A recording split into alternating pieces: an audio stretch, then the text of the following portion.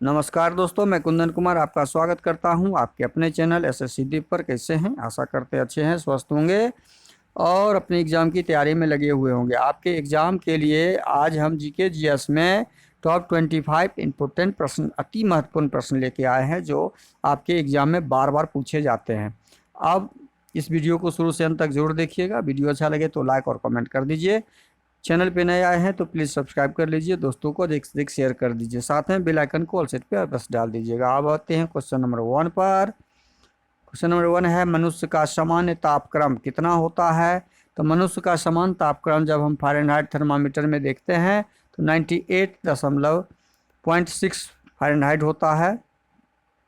इसी 98.6 को यदि कन्वर्ट करेंगे सेंटीग्रेड में तो ये 37 सेंटीग्रेड हो जाएगा, और यही केल्विन में जब करेंगे कन्वर्ट तो 310 केल्विन। ये तीनों आपस में बराबर होते हैं। कब? जब 37 डिग्री सेंटीग्रेड, 98 डिग्री फ़ारेनहाइट और 310 केल्विन हो तो ये आपस में बराबर होते हैं। इसलिए ये तीनों तापक्रम मनुष्य के उपयुक्त सभी हो सकते हैं। तो अगला प्रश्न है क्वेश्चन नंबर 2। मनुष्य के शरीर में प्रचुर मात्रा में पाए जाने वाला कौन सा तत्व है? अब देखिए, प्रचुर मात्रा में पाए जाने वाला तत्व कौन सा है? तो प्रचुर मात्रा में पाए जाने वाला तत्व ऑक्सीजन है। तो इस प्रश्न का सही आंसर ऑप्शन सी हो जाएगा। अगला प्रश्न है क्वेश्चन नंबर 3। मनुष्य के मस्तिष्क का सबसे बड़ा भाग कौन सा है? तो मनुष्य के मस्तिष्क का सबसे बड़ा भाग प्रमस्तिष्क है, प्रमस्तिष्क। तो इस प्रश्न का सही आंसर ऑप्शन डी हो जाएगा। अगला प्रश्न है क्वेश्चन नंबर 5। मनुष्य के शरीर में टिबिया नामक हड्डी कहाँ पाई जाती है? टिबिया नामक हड्डी, मनुष्य के शरीर में टिबिया नामक हड्डी कहाँ पाई जाती है? तो टिबिया नामक हड्डी आपका कहाँ पे मिलता है, पाया जाता है? तो यह टिबिया नामक हड्डी टांग में पाया जाता है। कहाँ पर? टांग में पाया जाता है। तो इस प्रश्न का सही आंसर ऑप्शन ए हो जाएगा। अगला प्रश्न है क्वेश्चन नंबर 6। मानव रक्त का पीएच मान कितना होता है? मानव रक्त का पीएच मान 7.4 होता है। तो इस प्रश्न का सही आंसर ऑप्शन बी हो जाएगा। अगला प्रश्न है क्वेश्चन नंबर 7। मनुष्य में रक्तचाप किस ग्रंथि के द्वारा नियंत्रित होता है? मनुष्य में रक्तचाप एंड्रिल ग्रंथि के द्वारा, एंड्रिल ग्रंथि। तो इस प्रश्न का सही आंसर हो जाएगा ऑप्शन बी। अगला प्रश्न है क्वेश्चन नंबर 8। मनुष्य के शरीर में सबसे छोटी हड्डी कौन सी होती है? शरीर की सबसे छोटी हड्डी स्टेपिस, जो कान की हड्डी होती है वो स्टेपिस हड्डी कहलाती है, और सबसे छोटी हड्डी उसी स्टेपिस को बोलते हैं। तो इस प्रश्न का सही आंसर ऑप्शन सी। अगला प्रश्न क्वेश्चन नंबर 9। भोजन का पाचन मनुष्य के किस अंग से प्रारंभ होता है? भोजन का पाचन मनुष्य के मुंह से प्रारंभ हो जाता है।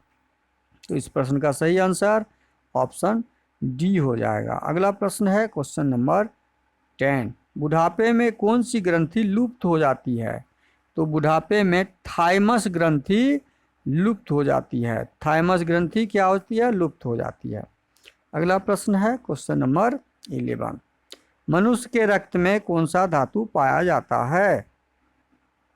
मनुष्य के रक्त में लोहा पाया जाता है, आयरन। चांदी, सोना भी कुछ अंश में रहता है, लेकिन लोहा सबसे ज़्यादा मात्रा में होता है। तो इस प्रश्न का सही आंसर ऑप्शन ए हो जाएगा। अगला प्रश्न है क्वेश्चन नंबर 12। मानव शरीर में क्रोमोसोम गुणसूत्रों की संख्या कितनी होती है? तो यह गुणसूत्रों की संख्या 46 होती है, और जोड़ों में 23 जोड़े होते हैं। तो इस प्रश्न का सही आंसर ऑप्शन बी हो जाएगा, 46। अगला प्रश्न क्वेश्चन नंबर 13। मानव शरीर की सबसे बड़ी कोशिका का नाम क्या है? तो मानव शरीर की सबसे बड़ी कोशिका तंत्रिका कोशिका कहलाता है। तो इस प्रश्न का सही आंसर ऑप्शन ए हो जाएगा, तंत्रिका कोशिका। अगला प्रश्न क्वेश्चन नंबर 14। मनुष्य के सामान्य रक्तचाप कितना होता है? तो मनुष्य का सामान्य रक्तचाप 120/80 mmHg होता है। तो इस प्रश्न का सही आंसर ऑप्शन ए हो जाएगा। अगला प्रश्न क्वेश्चन नंबर 15। मानव शरीर का रक्त बैंक किसे कहते हैं? मानव शरीर का रक्त बैंक प्लीहा को बोलते हैं। किसको? प्लीहा को। तो इस प्रश्न का सही आंसर ऑप्शन बी हो जाएगा, प्लीहा। अगला प्रश्न क्वेश्चन नंबर 16, मनुष्य के शरीर में सबसे छोटी ग्रंथि कौन सी होती है? तो मनुष्य के शरीर में सबसे छोटी ग्रंथि प्यूटरी ग्रंथि होती है। तो इस प्रश्न का सही आंसर ऑप्शन बी हो जाएगा, प्यूटरी ग्रंथि।